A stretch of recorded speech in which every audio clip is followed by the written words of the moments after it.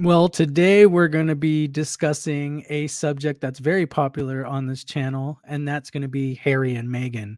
There's been some recent news articles and tabloid reports discussing this idea that Harry and Meghan are, quote unquote, they're losing friends and they appear to be very isolated at this moment in California. So what we're going to be taking a look at today is I'm going to be looking at Meghan's chart and Prince Harry's chart to get an idea of, is this news report true? Is there any accuracy to this? Because if you're feeling alone and isolated, this should be reflected within the astrological chart. So that's what we're going to be looking at today. For those of you that are new to my channel, make sure you like and subscribe. By the way, I practice Vedic sidereal astrology, which is the astrology from ancient India. So your sign may be different than the Western tropical zodiac, which most people are familiar with, that uses your month and day of birth. So your sign may be different. If you're interested in a personal private reading, check down below for details. I am running a discount for the month of June, so make sure you check that out. Also, I do want to remind people that this astrology reading is for entertainment purposes only. So all these statements that I'm making about Meghan Markle or Prince Harry, they're all allegedlys, and we're just interpreting what we see with the astrological energies.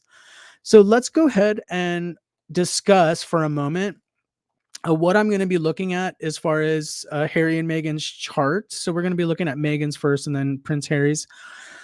So like I said earlier, there's been reports that they're isolated, they're losing friends, and I know that Harry and Meghan, they do have a lot of detractors and people, um, you know, that that are not really supportive of their well-being. So I know that the articles could be sensationalized. So that's what I'm going to be looking at. Is it just being sensationalized because people are, the detractors of Harry and Meghan are wanting to see their downfall? That's what I'm going to be really focusing on today. So we're going to be looking at Meghan Markle's chart. We're going to be looking at the planetary periods in both of their charts. And then we're going to also be looking at one key transit. We're going to be focusing mostly on the Saturn transit. But this is going to give us some information about the current, what's going on currently, and then also the near future from the time of making this video. So let's go ahead and let's go take a look at Meghan's chart for a moment. And let's see. Let me go ahead and put it a little. I think it's the same size here. So this is Meghan's chart, and what I wanted to point out is we're going to be looking at the Mahadasha and Bhukti that she's in, or it's called Antardasha as well. So that's Jupiter, Venus. So Jupiter and Venus is what we're going to be focusing on in the astrology chart. And let me go show you the slide first. We'll talk about the timing of this, but if you notice, Jupiter's right over here, and then Venus is right over here. So these planets are going to be important when we're trying to determine what kind of timeline is Megan in right now. Is she in this time of what they're saying is like this isolation, solitude, and so forth? That's what we're going to be breaking down. So let me go ahead and we'll talk about Jupiter first. Now, remember in Vedic astrology, we have the major period, which is the Mahadasha, and this can be an incredibly long period. So if you notice Jupiter Mahadasha, it starts in 2015 and doesn't end until 2031. So this is the more general energy. The acute energy is going to be the Antardasha, which we're going to be talking about next, which is Venus. But it's important to get an idea, what does Jupiter represent in the astrology chart. So let's go look at that, and let's go point out Jupiter in the chart. And let me clean up the chart for a moment. So one of the things I want to point out is Jupiter's in the third house. It rules the sixth house over here. So this is the sixth house. And then it rules the ninth house over here. Now, Jupiter does rule things like enemies, accusations, gossip, those kind of things. It tends not to be a feeling of, friendships. It's usually a time of, the sixth house is more of a time of disagreement with people and conflict. Also, the one thing I will point out about Jupiter, or a couple of things here, is number one, you'll notice that it's being influenced by Saturn right here. And Saturn typically has a really oppressive influence on Jupiter, so the feeling of this period is usually not very good. The other thing I want to point out too is the Mars aspect that's happening on Jupiter as well. So this can be a time of, again, Mars represents conflict, difficulty, anger, aggression, those kind of things. And remember, the planets are really influencing like how you're feeling about events that are happening. And I'm going to clean up the chart again because we'll be discussing probably the transit our Venus next. So let me put up the a slide so we can learn a little bit about this. But Jupiter, it's with Saturn. Saturn's the Karaka for being isolated. So remember, the original question was, are they isolated right now? So, I mean, Saturn represents isolation. Jupiter's with Saturn. Um, Jupiter's with this is the sixth lord. It's a time of enemies. It's aspected by Mars. By the way, Jupiter's in the third house, which represents teammates, acquaintances, office workers. So there's more of a business vibe to this. The third house isn't really friendships. It's more like coworkers, office relationships, more like a business relationship. So definitely that would be being influenced. Also, if we look at Jupiter in the Navamsa chart, and let me point that out to you. This might be kind of small for you guys, especially those watching on your phone. But there's the Navamsa chart, which is called the D9 chart over here. And you'll notice Jupiter's over here in the 10th house with Saturn over here too. So again, we get this idea that Saturn is kind of like, it represents isolation, setbacks, obstacles, difficulties, and things like that. So it's definitely not an easy period to really be making new friends, especially with this sense of obligation, limited time, because Jupiter's going to feel a lot like Saturn. And that's why I wanted to bring that up. It's next to Saturn in the D1 chart. It's next to Saturn in the D9 or the Navamsa chart. So it feels it doesn't feel as optimistic as Jupiter normally would feel. Now, let me bring up the chart again, because the next period we're talking about, and let me change the look of the slide here. The next period we're going to be talking about is the Venus period, and Venus, it's in the second house of Leo. It rules the 11th house over here, and then it rules the fourth house over here. Well, Venus, if you take a look at it, it rules the 11th house of friendships and networks. So you would think if Meghan's in a Venus Antardasha, that this is going to represent friendships. But and we'll talk about this in a moment, but we got to look at the condition of Venus, and we got to look at a lot of different aspects here before we say, is it going to be bringing up a lot of friendships and so forth. I think you're going to be surprised of what I found with Venus, because generally this would be good. In a general way, you would think Venus represents relationships. This is a really good period, actually. And if you saw some of my my other videos, for example, Venus in the second house can bring money. So it's not necessarily bad. But let me bring up the slide so we can explain a little bit about what this period is, the length of time. So June 2023 to February 2024, 2026, sorry. So she's been in this period for about a year.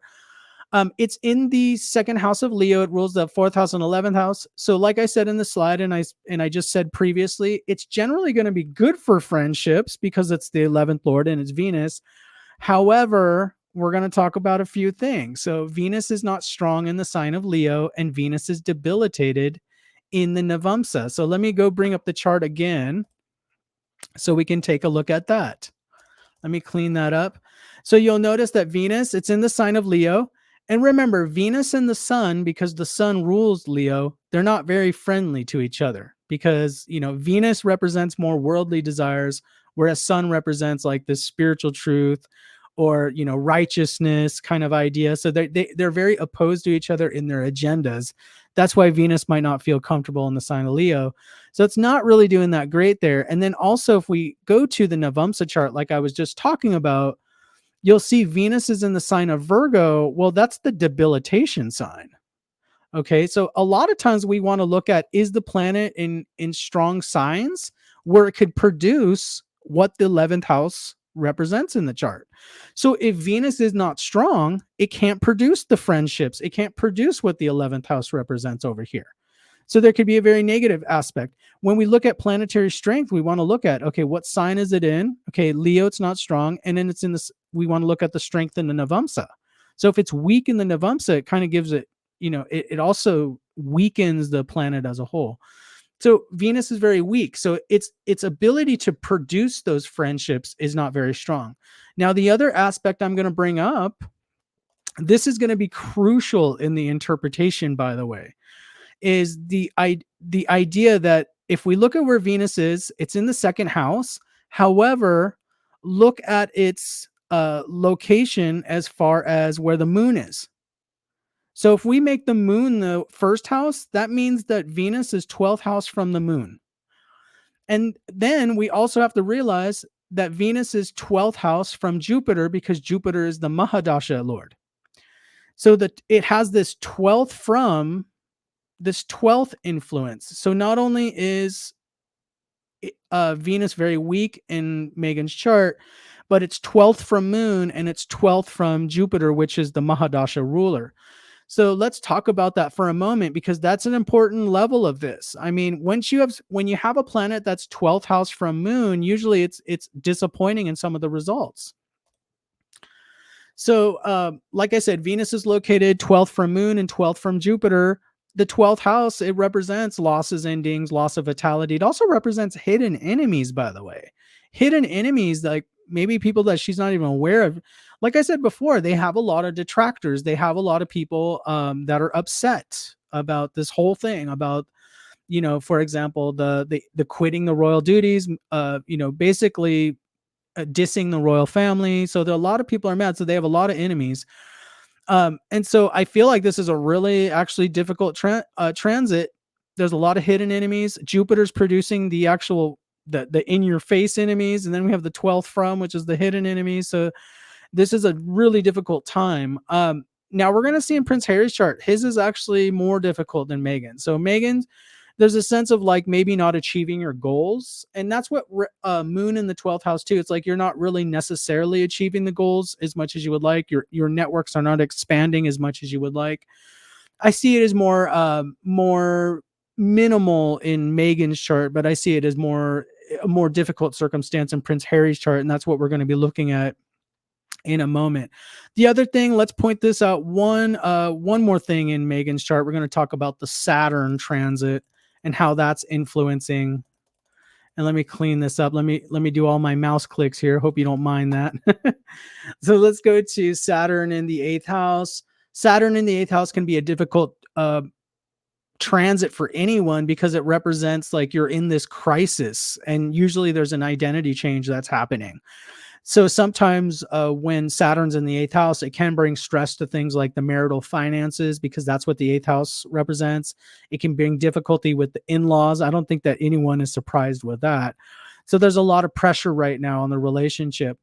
If we look at where Saturn is in terms of the moon, so it's eighth in the D1 chart, and then it's 6th from moon in the moon chart over here. So the moon chart, remember, that's important to look at too. So there is this idea of difficulty. 6 from moon is bringing up enemies, difficult, conflictual emotional situations, because that's what the 6th house tends to bring up. So when Saturn's going through the 8th house, there's usually this really big transformation. Sometimes in the worst case scenario, Saturn in the 8th house can represent things like getting a divorce at the very end of the transit or right after the transit. But there's a lot of factors there, and there's a lot of free will, but it can bring a marital crisis just because of what the 8th house represents with like joint marital finances and also the in-laws and things like that. So definitely there's a reevaluation there.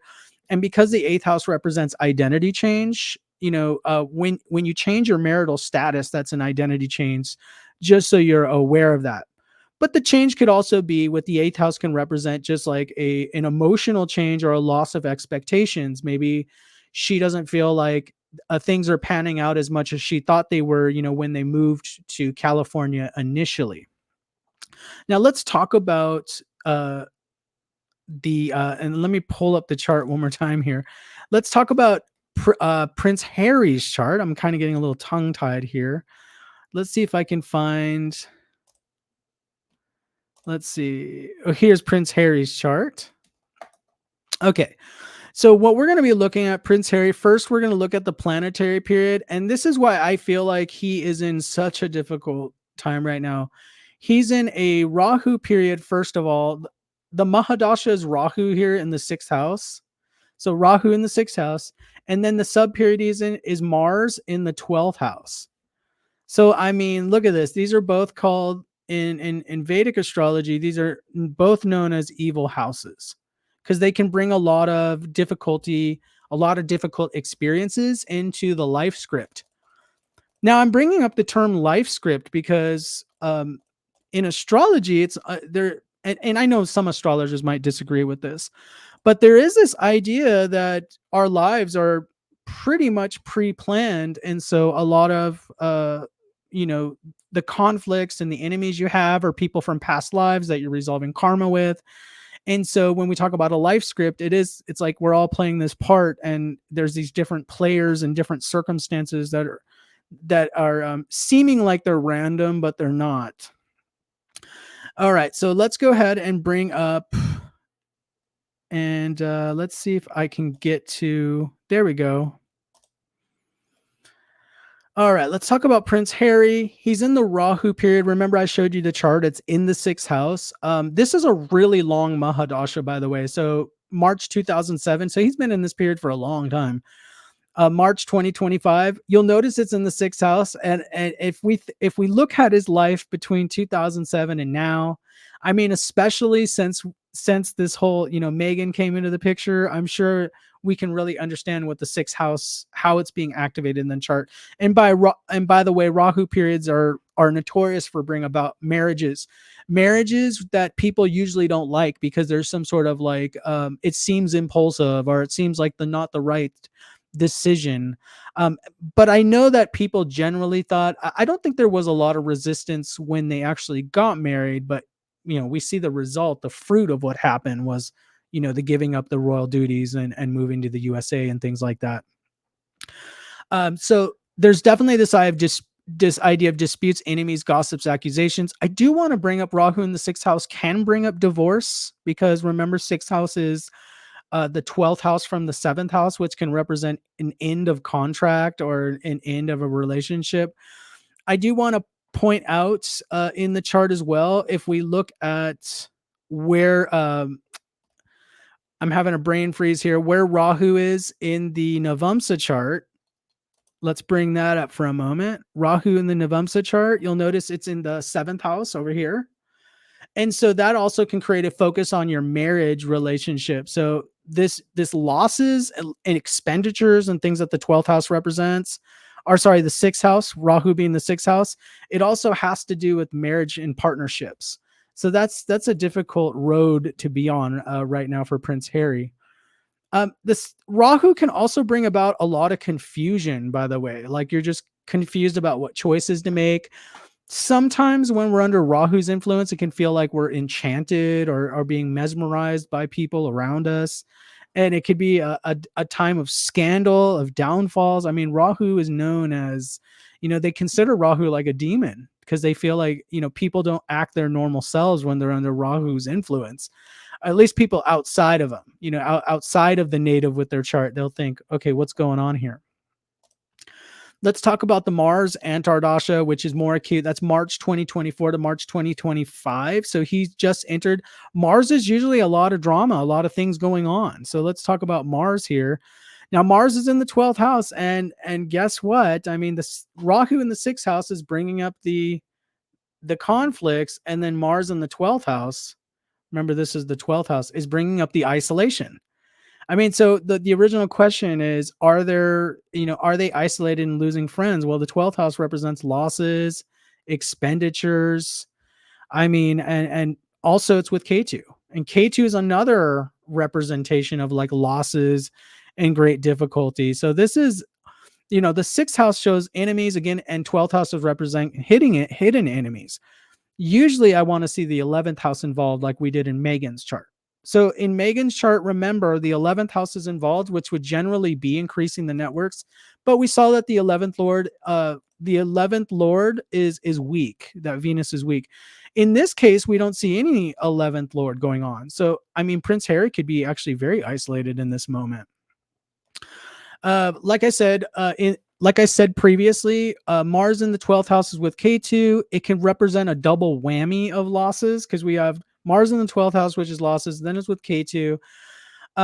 Hidden enemies, expenditures, loss of energy. If you saw my recent chart reading on Prince Harry, which is the last video I did, you'll notice that one of the issues when we did the marital examination of the marital chart from Prince Harry's point of view was that might be a sore spot because there's the Kuja dosha happening. So Mars is aspecting the 7th house, and it's from the 12th house. So like finances could be a very difficult situation right now. I also wanted to bring up, and this is something important to bring up. If you think about Prince Harry, I mean, I imagine that, he's from the UK. A lot of his friends, before Meghan came to the picture, I'm sure he had a lot of friends, certain networks. And so, he was used to a certain network of people. And then when he moved to the USA, even though he's a famous person, does he personally have like friends that he knows from way back in wherever they're living now in California? I doubt it. So probably a lot of the friends he's making right now are probably just kind of default like Meghan's friends. And so definitely that could add to this sense of isolation that Prince Harry may be experiencing right now. And I kind of feel like it kind of makes me feel for him because there's a sense of like maybe like being in a foreign country and not really knowing a lot of people. And it can be like a really difficult type of situation. I'm sorry I keep moving this around. So also let's talk about the Saturn transit for a moment. And let me bring that up again. Let's bring up the chart. So Saturn's going through the 3rd house. This is going to be the 3rd house is going to be the big problem with Prince William right now. The Saturn transit, remember that goes from now all the way until March of 2025. So one of the pressing issues is going to be the relationship with his brother, with the Saturn through the 3rd house. Also, business entrepreneurship and business enterprises might be negatively affected by this. I know this isn't really the original question, but I just want to bring it up. Let's look where Saturn is going through in the moon chart. You'll notice that this is the moon chart over here. Saturn is going through the 11th house of the moon chart. Okay. So 11th house represents networks. But remember, when we're talking about Saturn going through the 11th house, it's not like it's a good thing. It's not like the 11th lord is being activated and it's bringing you new friendships. When Saturn's going through the 11th house from your moon, it's actually suppressing the friendships, and it can be causing a lot of isolation. So I think the energy is more difficult when I look at both charts, more difficult than Prince Harry's chart. This is definitely a more intense energy. Now, let me bring up some of the conclusions right now as far as the energies go. So according to the astrology charts, Harry and Meghan are facing a lot of enemies and hinted enemies during this time. And I think I thoroughly explained it for you all. There's a 12th house aspect to both of their charts. We saw that with Venus in Meghan's chart being 12th from Moon and also 12th from Jupiter. And then we see in Prince Harry's chart that the Mars period he's in, it's in the 12th house with K2. They might be feeling very isolated and on their own island right now. So the charts are agreeing with this statement in a general way. The energy definitely appears more difficult in Prince Harry's chart than I would say Meghan's. Meghan's, when I look at it, so Venus is 12th from Moon. There's a sense of isolation, like it's more of an emotional sense of isolation. Okay. So Venus is not very strong. There could be like a slight movement, and I don't feel like there's a big increase of the friendship networks. So if she has like friends that she's known for a long time where they're living, I don't feel like there's a big difference there.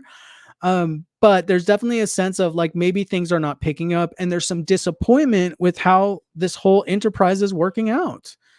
I've read a lot of forums and things where people have assumed that maybe Prince Harry and Meghan, they thought that this was going to be a really good idea to move to the USA and that they were going to be making a lot of money with these interviews and books and all these deals, and that there could be some disappointment there. Like it's drying up. It's not as lucrative as they once originally thought it was. So that could be happening there.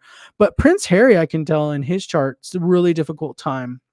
In fact, with Mars and K2 in the 12th house, there can be a sense of just not feeling like you belong in when you're outside of your homeland, like not feeling like you belong or anywhere you go.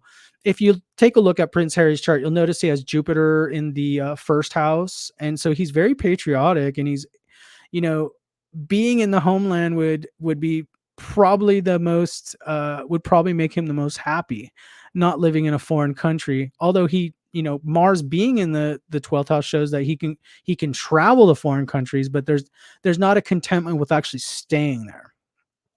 So let me know what you all think down below. Let me know what you think. Comment, agree, disagree, or maybe you just have a whole different opinion about this whole situation. Let me know below. And thank you so much. And I will see you all in the next video.